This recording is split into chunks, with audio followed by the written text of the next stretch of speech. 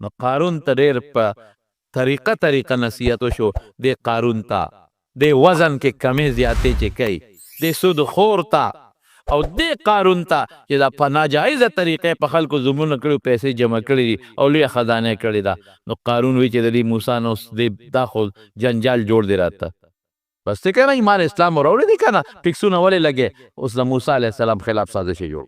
څنګه سازش جوړ کو؟ پیسه خو ډېره د یو جینۍ وه په بني اسرائیلو کې خشته وه، ښکلې وه، هغه یې راوسته. وي داسې کار کومه ته په ډک مجلس کې پاسې او ویې به چې د موسی علیه السلام ما سره ناجایزه تعلقات، پیسې چې څومره غواړې زه در کوم. نو په پیسه خو خلک هر څه کوي،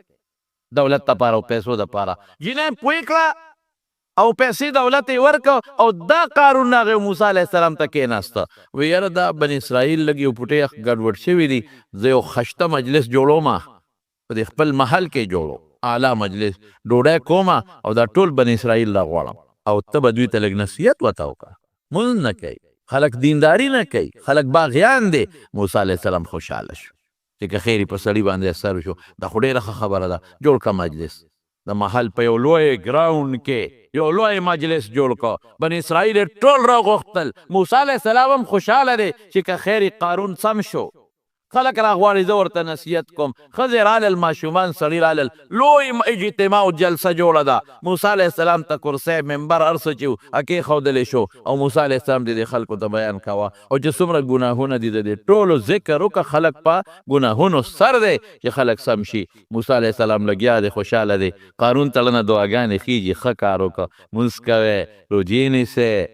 نیکی کوي، زکاتونه ورکوي، دا ګناه به نه کوي، دا به نه کوي. ورې که چا زنا بدعملي وکړه سزا یې مرګ دی، مرګ سزا مرګ دی او آخرت کې به هم خدای لویه سزا ورکوي. یو سړی لمسولې وپاڅېده، وی د الله پیغمبره موسی که دا ګناهونه ستا نه صادر شو، بالفرض انسان دی، تا له څه صدا وي؟ که ما نه صادر شو زما هم دغه سزا ده. په سزا کې د انسان د پیغمبر او د غیر پیغمبر فرق نشته، زما هم دغه سزا ده. او چې دی ووایه جینۍ ته اشاره وکړه، هغه پاڅېده. بری مجلس میں لوی ډک مجلس کې جینۍ پاڅېده او وی موسی خلکو ته یو څه وی کوې بل څه، ته د خدای پیغمبر یې،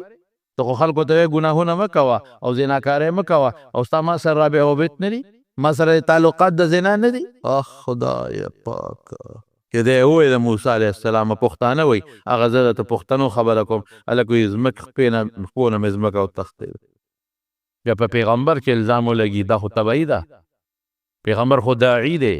خلکو د نیکۍ دعوت ورکوي چې زه تاسو له د نیکۍ دعوت در کوم او په ما کې یو ګناه راله او تا ته پته ولګي چې دی دا ګناه کوي، رښتیا ووایه زما دا خبره پته لګي، بیا چرېم نه لګي. استاجل ته یو څه وکړې بل څه، دا خو ته هسې مونږ ته خپګړې وړې وې. که دا شی صحیح وي نو تا به بیا مونږ ته په خپله به دې په عمل کوو، نو خپله دې په عمل نشته مونږ ته وې. خو چې دا خبره جینۍ وکړله او بس خلکو هم تپار شروع شو، منافقین خو وو، لاسونه پړقېدل شروع شو، مردباد او زندهباد چغې جوړې شوې. واقعي دا څه شو؟ ته خو تا ته خو مونږ پیغمبر وایو، ته خو مونږ ته نیکي ښې او دا چلونه شروع کړل، جینۍ سره روابط او ناجایز تعلقات شروع کړل. بس موسی علیه السلام کې خو جلال دی. موسی علیه السلام هغه جینۍ ته وایي ای جینۍ ودرېږه ودرېږه ودرېږه، تا سره زما روابط شته وي او تعلقات شته ډېرې زمانې نه، ولې خبرې پټې؟ بس موسی علیه السلام جینۍ ته آواز وکړو، وی ستا دې په هغه ذات قسمې چې کوم ذات ستا خالق دی، تا له دا ښکلی شکل درکړی دی او کوم ذات تا له دا ښایسته ښکلی وجود درکړی دی او کوم ذات به تا فنا کوي، وجنې به دی او آخرت ته به دې لیږي، په هغه ذات ته ستا قسم یې رښتیا خبره کوه. وایه که ما کي ووایه، ګډې وډې مه وایه، رښتیا خبره وکړه. او چې د الله نوم د جینۍ واورېد په رپېدو شوه، لاسونه په رپېدو شو، رنګ یې زیړ شو، رپ رپې پې ولګې. وی نه نه خدای نوم مې راته واخیست، دا رب به درنه تپوس کې رښتیا خبرې کوه. وی رښتیا ویم، وی قارون پیسې راکړې دي، وعده یې کړی دونه پیسې به درله درکړو. هغه لمسولې بني اسرائیلو واورئ، قارون پیسې راکړې دي، ما ته یې په دې موسی الزام ولګاو، دا بدنامو دی به بدنامول غواړي. نو زما د خولې نه ووتل، معافي غواړم، ته د خدای پیغمبر یې، پیغمبر د ګناه نه پاکي، پیغمبر نه خدای واړه او غټ دواړه ګناهونو نه بچ ساتي، الله محفوظ ساتي. پیغمبر هر پیغمبر خدای محفوظ ساتلی. نبی کریم صلی الله علیه وسلم یو ځل وفرمایل، یو ځل زه هلک وم، رکوټ وم په مکه کې، وادو په هغې کې ډول سرنا وه، په دې ودونو کې د شپې دا دمان ممان ګنډېږي او دا سندرې مندرې پکې د جلاګانو ډمې مې وی ما سره ملګري و هغې وې واده له نه د شپې زم کشر و مړه مې وتاو شو راکوټې ومه لاړو چې لاړو یو میدان کې د دنیا خلک جمع دی مونږ هم په دیره کې په ځمکه کېناستو وی اوس به هغه لوبه شروع کېږي هغه ډول سورنا به شروع کېږي او هغه ډمه به راځي یا جلار څه چې دی ګډېږي به وی کېناستو وی چې کېناستو خلک کېناستل زم کېناستمه وی دې کې ماله خدای خوب راوسته اوده شومه اډمه دا ورسو چې دی یو ډول او سونه حالانکې هغه ډنګه ډونګه څومره چغې وي خلک خوب دغه وخت کې چاله کم ځای ورځي شته خوب د خلکو نه تختی هغه لګیا دا ډمې هر څه وکړل شپه تېره شوه زه ودېمه وایي چې مجلس ختم شو زما هغه ملګري زوړه قونې هلکه پاسه که نه راویښې کړم وایي چې راویښې کړم چې شی به کله شروع کېږي وایي شی ختم هم شو وایي زه لا ماشوم هم چې الله د دې نه ساتلی پیغمبر خدای دونه محفوظ ساتي د پیغمبر جامه خدای محفوظ ساتي ولې پیغمبر متعلق الله و یطیع الله و اطیع الرسول د تابعداري به کې نو که دی ګناه کوي خو ګناه کې به هم ورپسې بیا ځای که نه دا خو نشته چې دا به دې منم او دا به دې نه منم د هغه چې څه دي هغه منې ما اتاکم الرسول فخذوه ما اتاکم چې څه درته درکړل وما نهاکم عنه فانتهوا چې څه درته ویې کې فرق نشته چې دا به منې دا به نه منې نو که ښه کوي که بد کوي بیا به منې نو خدای بدونه پیغمبر ساتلی دی بس جنې پاسېده وایي دا ټول قارون مال همسولم پیسې را کړي دي پیسو وعده را سره کړې ده بس موسی په سترګو مې دی نه مخکې چې تا ته نه لیدې په بدو خو سوال نه پیدا کېږي بس خلک هم چې چا چغې والې وې خلک هم ستومانه شو قارون ظالمه دا زونه ظلم قارون ظالمه دومره ظلم حضرت موسی علیه السلام الله ته لاس اوچت کړه مظلوم به بیا چا ته لاس پورته کوي بل خو نشته زموږ څه دي نور موږ سره کلاشینکوف نشته نه پې پوهېږو موږ سره ټوپک نشته نه پې پوهېږو موږ سره خو نوکران نشته نه ساتلی شو موږ به بیا چاته ته غریب وي ته مسکین او په تا یو ظالم ظلم کوي نو ته به چاته فریاد به کوې ان یمسسک الله بدر فلا کاشف له الا هو ایمان میں بیا دا دی چې تکلیف درته ورسېږي دا تکلیف ختموونکی الله دی څوک الله دی بل څوک نه دی ويريدك بخير فلا راد لفضله او کدا الله تا خیر رسول غواړي قسم په خدای کمیان کې څوک رکاوټ پیدا شي نشي پیدا کېږي ایمان دقه ساته یقین دقه ساته د الله په ذات ساته بروسه د الله په ذات کوه الله به مدد کوي تکالیف په یې هغه اردو والا وی د الله فیصلو کې دیر ہے لیکن اندیر نہیں ہے دیر ہے لږ به رستو شي خیر د ګناه به دې ورځېږي لږ به یو پټې دې وکړی لږ به دې پریشانه کي ګناه به دې ورځي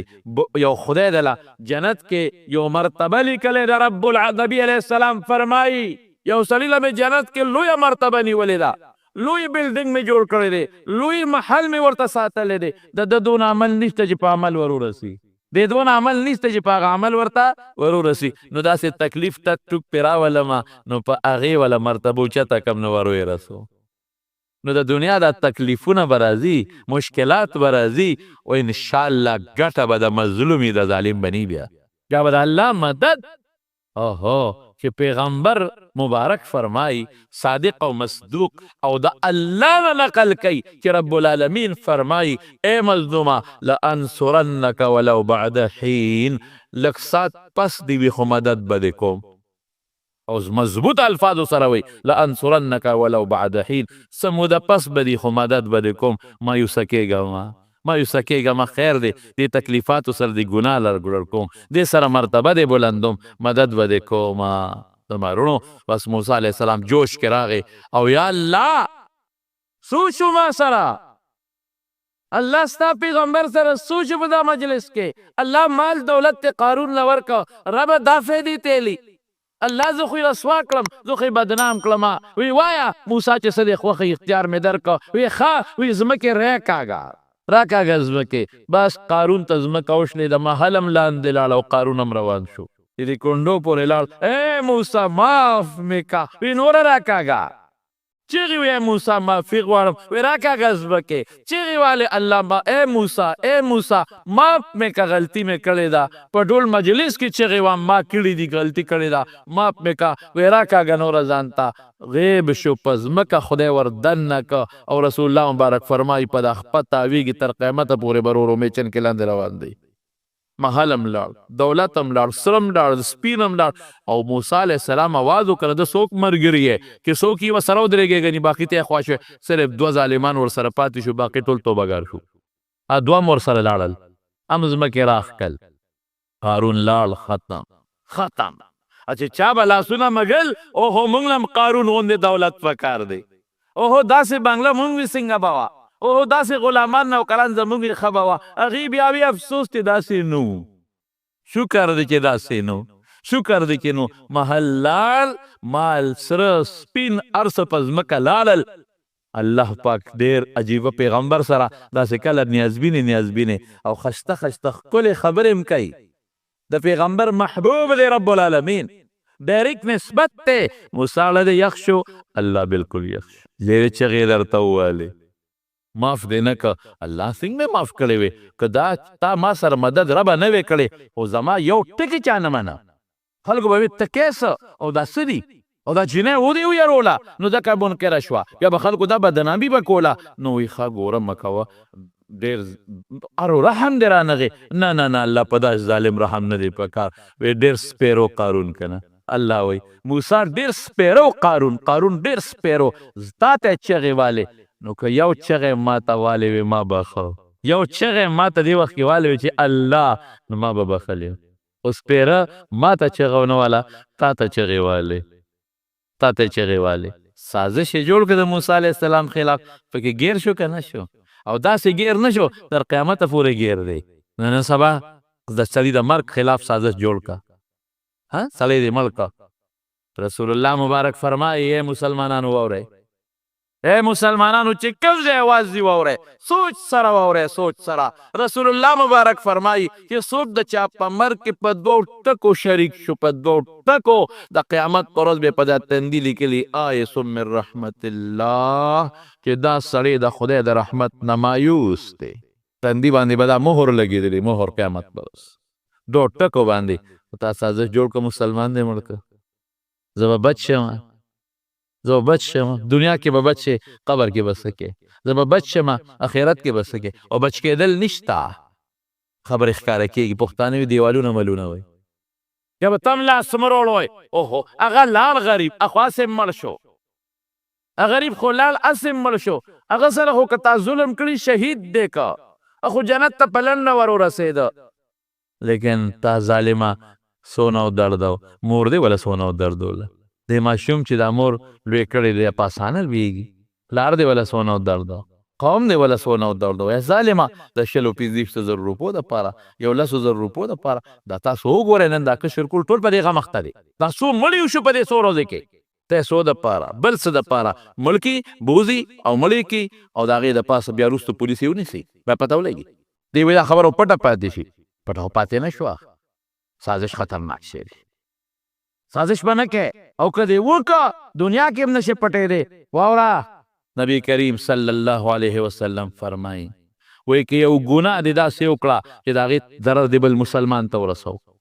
او تا د کیجاوې دننه په څاروي باندې کیجاوه پرته ده، ډولی پرته ده، ډولی، او په ډولی کې دننه دې دا ګناه وکړه. ښځه چې وړي ډولی کې ته دونه دغه دې ته وکړي، دومره څادرونه ته ته وکړي، دومره چې د دې ښځې هغه جامه هم د ناوې څوک ونه ویني. داسې ډولی کې ناست دی لکه د ناوې په شان په ډولی کې، هېڅوک در سره نشته. او داسې غلطي دې دقه هلته وکړه، داسې غلطي دې وکړه چې هېڅوک درنه خبر نه دي، خو د مسلمان د تکلیف غلطي ده. وی دغه ډولی کې دننه دا ګناه به دې داسې راوباسم چې په مخلوق کې به دې وشرمو، پټېدی نه شي. خدای دپاره د خدای په خبره یقین وساتئ، د رسول الله مبارک په خبره یقین وساتئ. نه رسول الله دروغ وي، نه خدای دروغ وي، رښتونې خبرې دي. د ابولهب ښځې به څه کول؟ هغې سپېرې چې بل څه نه موندل، نو ځنګل ته به لاړه، نو غنې به یې راغونډې کړې. نو مالداره مو دا خپله کومه وی، نو غنې به یې را په شا کړلې، پړې به یې وتړه. تاسو خیال ونو پخوا به زموږ په دې وطن کې د خلکو چې دا ګیډي راوړل که نه، دا د بره وطن نه به خصوصا خلک رالل، نو هغه به یې داسې چل کو چې هغه په شا به یې رابار کول. زموږ خلکو په سر باندې شی وړي، په اوږه وړي. او بعضې وطنونو کې دا رواجي چې د لرګو نه ښه مضبوط یو دغه ګیډې وتړي،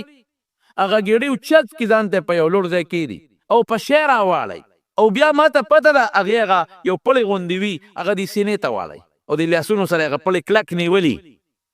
پړې تړلې وي هغې سینې ته کلک نیولي او شاته یې ښکته کړي هغه په اسانه باندې پنډ وړي دا چې خپل رواج دی نو دا رواج و هلته کې هغه غنې به یې راجمع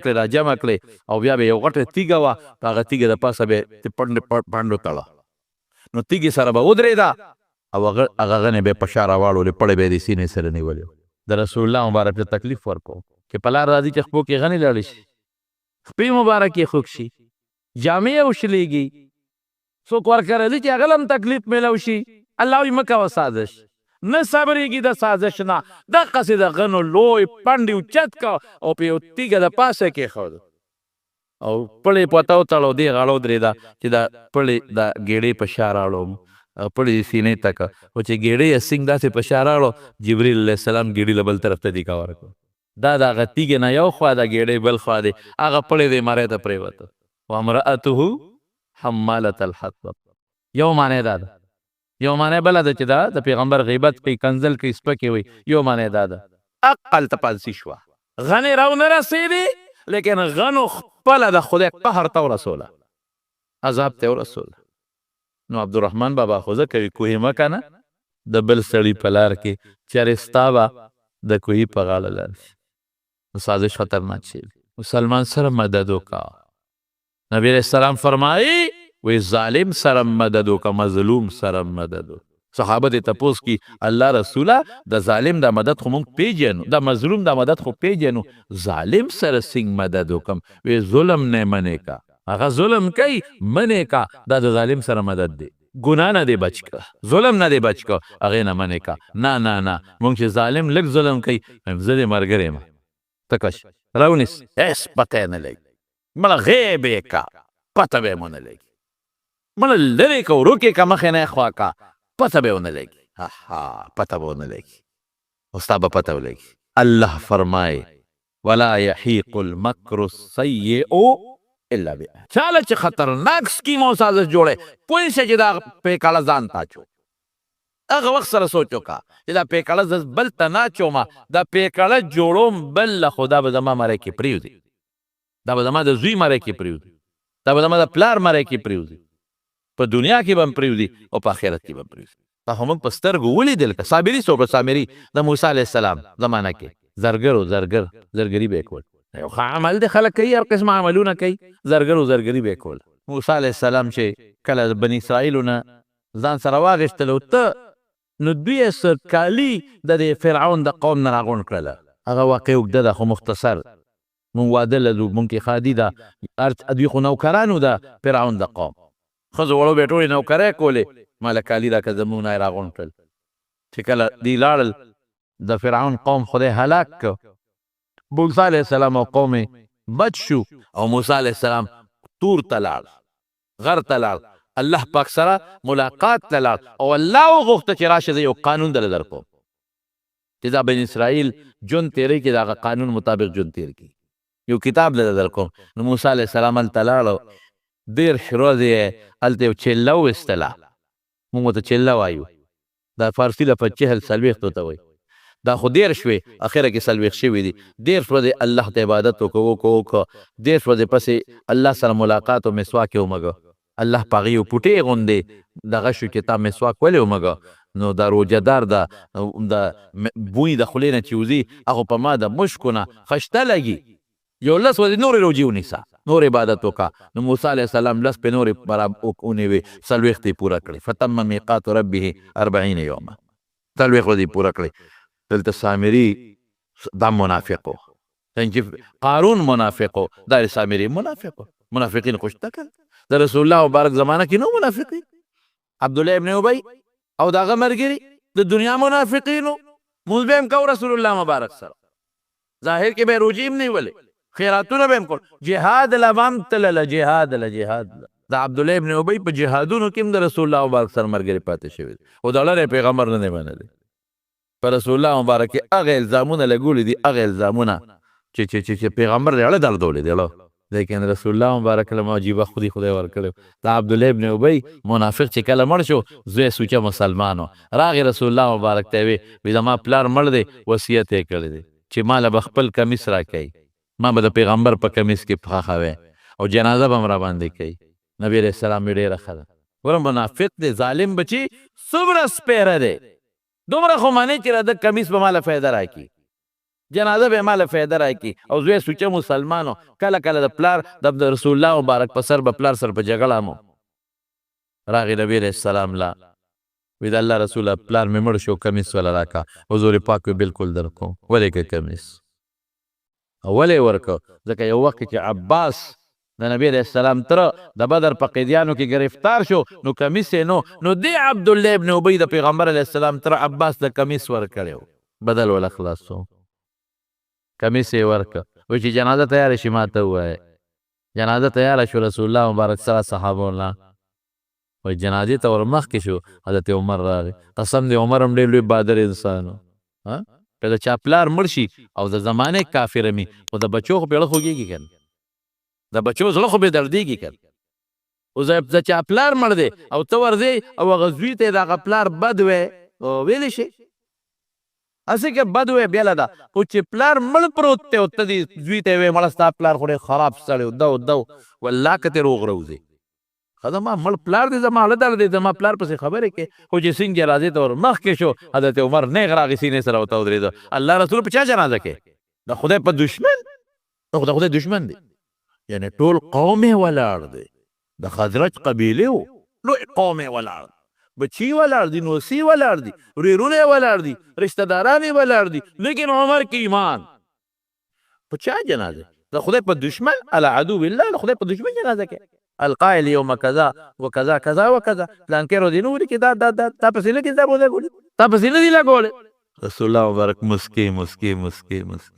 اخواش خلي عني يا عمر اخواش نه ما کو جنازه په دي ظالم هغه پلان کې ور دا خبر نه دی کړي کمیس ولا ورکه او جنازه پې کې نبی رسول الله اخواش خلي عني اخواش من عمر اخواش وینه بکې جنازه دا دشمن دی د خدای مکو په جنازه اخره کې وته وی خدای ته نه دی ویلې الله قرآن شریف کې اعلان کړو استغفر لهم او لا تستغفر لهم ان تستغفر لهم 70 مره لن يغفر الله لهم کته ولا بخنه غواړي کنه غواړي نه بخم الله که او یا کرته ولا بخنه غواړي بیا نه بخم نو عمر فورا د آیت ورته وی ته خدای نه منې کړي وینه نه منې کړي وی تا ته نه ویل چې او یا کرته بخنه غواړي نه بخم وی عمر کما ته پته ولګي چې د او یو کرته نه په زیات بخي زیات ولا وی دا فوشه عمر غوکه وته پټ بیا وی عمر زما په جنازه دی نه بخلی کېږي منافق مړ دی زما کمیس دله اس فایده نه ورکوي ولكني اريد ان يسلم 1000 من قومه که خدای د قوم مسلمانان وی به چې زمونږ په مشر جنازه وکړه نو دا قوم به لږ که پړه کې لږه رغبت اسلام ته پیدا شي دا وی د زړه دپاره کومه د دې قوم که خدای پاک دا قوم چې ترا بیدار کی او دا قوم خدای پاک مسلمانان کی دې د خاطر کوم واقعي همغسې وشوه رسول الله مبارک په جنازه وکړه او د پیغمبر د جنازې مبارک د جنازې د برکت ته د عبدالله ابن ابی په زرګونه قوم خدای مسلمان کړ نفاق ختم شو الله ته دا مقصد واغسته فورا آیت نازل شو ولا تصلي على احد منهم مات ابدا ولا تقم على قبره دینه پس به د منافق او د کافر په قبر نو درېږي او جنازه بنه کې بس عمر خبره ټیک وا خو حکمتان مونږ وی پرېدا خیر څومره ستاسو شي څومره خدای او شرما عبدالله ابن ابی پټ پاتې نشو چې کوم سازش د رسول الله مبارک خلاف کړی یو جهادي سفر کې د پیغمبر علیه السلام خلاف سازش وکړو یو مهاجر او د یو انصاری جګړه په وبوراله مهاجر انصاری له سپېړه ورکړه او بیا جګړه جوړه شو انصار او مهاجر یو بل سره مقابله کې شو نو عبدالله ابن ابی ته مقابله وشوه لئن رجعنا الى المدینه لیخرجن الاعز منها الاذل که مدینې ته لاړو دا ذلیلان به وباسو عیاذا بالله صحابو ته نسبت وکړه رسول الله مبارک ته نسبت وکړه زید ابن ارقم چې دا خبره مې واورېده تر ته مې ووی چې دا خو ده وي تر مې لاړ رسول الله مبارک ته الوی رسول الله مبارک عبدالله معامله خو دفع شو بیا عبدالله ابن ابی راغوښته وی تا دا ویلي دي قسم وخوړ ما نه دی ویلي تره مې راغی زید ابن ارقم په خلکو د الزام لګې ورشه هغه قسم وخوړه اوس پیغمبر تا نه خفه دی چې په خلکو الزامونه لګوي فورا الله قرآن شریف آیت نازل زید ابن ارقم رسول الله مبارک راغوښتم راته وایي چې بچې ستا خدای تصدیق وکړه تا ټیک ویلي دی هغه په دروغه قسم وخوړلی سازش په نقاب نه شو قرآن سازش بے نقاب کا قرآن تر دنه پوری مونږ ته ښکاره کړه چې عبدالله ابن ابی منافق مړ دی، عبدالله ابن ابی کافر مړ دی، عبدالله ابن ابی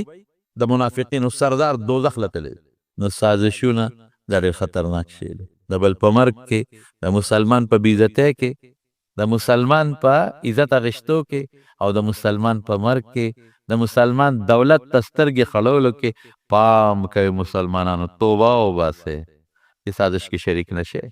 پام کوه که درته پته وي چې د پلانکي خلاف یو سازش جوړ دی، په څه طریقه خبر کا، امنې کا، ظالم منې کوې نه، ګناه مه کوه، د خدای نه ویرېږه.